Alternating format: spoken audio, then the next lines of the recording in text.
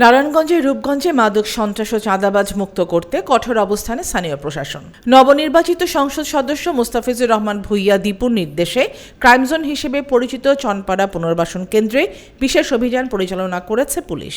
Senior সহকারী police super মেহেদী ইসলাম এবং রূপগঞ্জ থানার ভারপ্রাপ্ত কর্মকর্তা সবজেল হোসেনের নেতৃত্বে এই অভিযানে বিপুল পরিমাণ মাদকসহ 4 জন চিহ্নিত মাদক কারবারিকে গ্রেপ্তার করা হয়েছে। পুলিশ জানিয়েছে, রূপগঞ্জ থেকে মাদক সন্ত্রাস ও চাঁদাবাজি পুরোপুরি নির্মূল না হওয়া পর্যন্ত তাদের এই ধারাবাহিক অভিযান অব্যাহত থাকবে।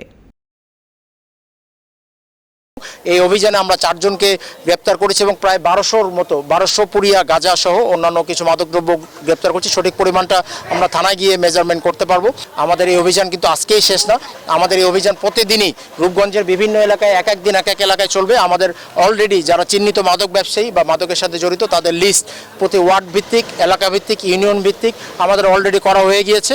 আমরা সবাইকে সতর্ক করতে চাই, আপনারা ভালো হয়ে যান।